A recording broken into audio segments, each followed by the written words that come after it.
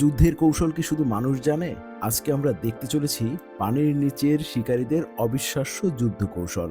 এই ভিডিওতে আপনি দেখতে যাচ্ছেন মহাসাগরের সবচেয়ে নাটকীয় লড়াইগুলো, যা আপনাকে এই ভিডিও থেকে একটুও সরতে দিবে না। তাই প্রস্তুত হয়ে যান হৃদয় কাঁপানো অ্যাকশনের জন্য, কারণ আমরা এখন ডুব দিচ্ছি সামুদ্রিক যুদ্ধের এক রহস্যময় জগতে। চলুন শুরু করা যাক। শুধু এই কারণেই আপনি কখনোই একটি অর্কার চর খেতে চাইবেন না। যদি আপনি মনে করেন অর্কা আর ডলফিন শান্তিতে সহাবস্থান করে, তাহলে আপনি সম্পূর্ণ ভুল। এই বিশাল অর্কাগুলো একটি অসহায় ডলফিনকে শিকার করে, তাকে তাড়া করে, ছুঁড়ে মারে, যেন নির্মম এক খেলায় মেতে উঠেছে। এদিকে এটি একটি মোরে ইল এবং অক্টোপাসের লড়াই। তবে একটু পরেই আমরা আবার এটিতে ফিরে আসব। মোরে ইল সমুদ্রের অন্যতম অবমূল্যায়িত কিন্তু ভয়ঙ্কর শিকারী। তাদের কামড় এতটাই বিপজ্জনক কারণ তাদের চোয়ালের গঠন একেবারেই আলাদা। ধারালো দাঁতের পাশাপাশি তাদের রয়েছে দ্বৈত চোয়াল, দুই সেট দাঁত। প্রথমটি শিকারকে আটকে রাখে আর দ্বিতীয় চোয়াল সামনে এগিয়ে এসে শিকারকে ছিন্ন ভিন্ন করে গলায় টেনে নিয়ে যায়। এখন ভাবুন তো, একটি অক্টোপাস এমন প্রাণীর সাথে লড়াই করছে। তবে সৌভাগ্যবশত অক্টোপাস প্রকৃতির অন্যতম সেরা পালানোর ওস্তাদ, এবং তারা তাদের হারানো অঙ্গ আবারও গজাতে পারে।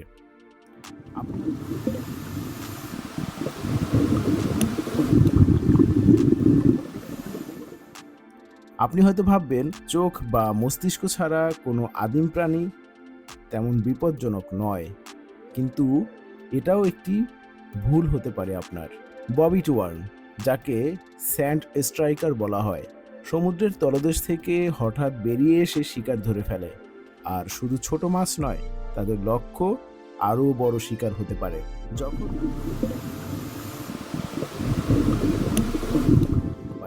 যখন প্রতিপক্ষ বড় হয়, তখন বুদ্ধিই সবচেয়ে বড় অস্ত্র। ঠিক যেমন এই স্ট্রিং রে ধোয়ার মতো বিভ্রান্তি তৈরি করে লেমন শার্কের আক্রমণ থেকে পালিয়ে যায়।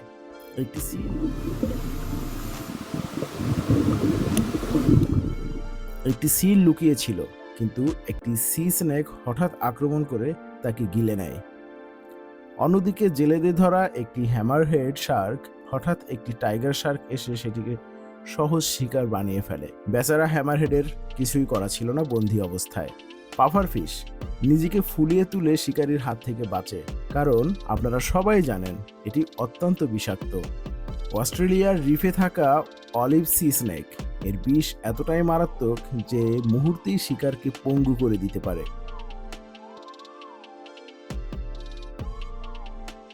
একটি ফ্লাইন্ডার হঠাৎ লুকানো স্থান থেকে বেরিয়ে একটি সি হর্সকে আক্রমণ করে, কিন্তু সি হর্সটি নির্বিকারভাবে পালিয়ে যায়।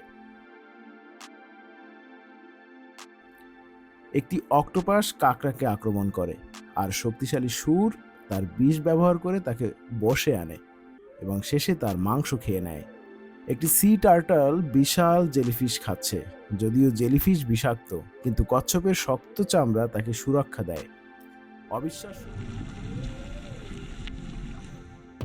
অবিশ্বাস্য হলেও সত্য, একটি অক্টোপাস এমনকি একটি শার্ককেও পরাস্ত করতে পারে।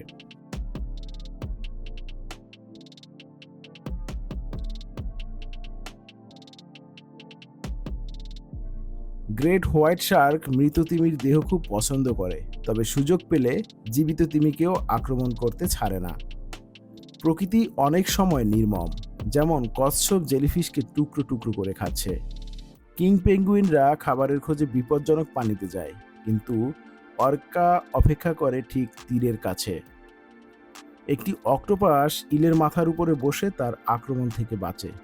অদ্ভুত কিন্তু কার্যকরী কৌশল। একটি ব্যারাকুডা ধরা পড়ার পর একটি বিশাল মাছ এসে এক কামড়ে তাকে শেষ করে দেয়। মোরে ইলরা নিজেদের মধ্যেও লড়াই করে এবং তা প্রায় মৃত্যুর আগ পর্যন্ত গড়ায়।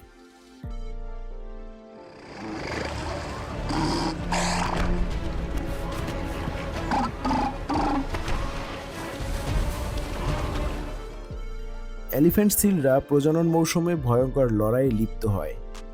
পিকক ম্যান্টিস শ্রিম্প ছোট হলেও এর আঘাত বন্দুকের গুলির মতো দ্রুত ও শক্তিশালী। একটি অক্টোপাস যখন এর সাথে লড়ে তখন দ্রুতই বুঝে যায় এটি কতটা বিপজ্জনক প্রতিপক্ষ।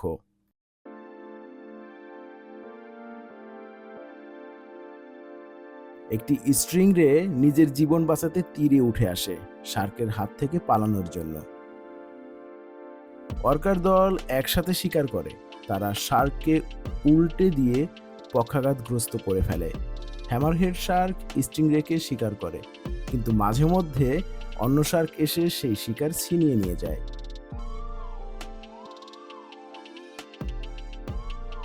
স্পার্ম হোয়েলরা অর্কার আক্রমণ থেকে বাঁচতে তীব্র শব্দ তৈরি করে, যাতে এই হোয়েলরা তাদের থেকে দূরে থাকে।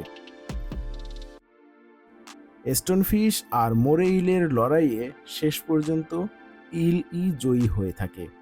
একটি মেরু ভালুক ও ওয়ালরাসের লড়াই, শেষ পর্যন্ত ওয়ালরাসরা পালিয়ে বাঁচে। আর একদম শেষে মোরে ইলদের নিজেদের মধ্যেই ভয়ঙ্কর সংঘর্ষ তৈরি হয়ে থাকে।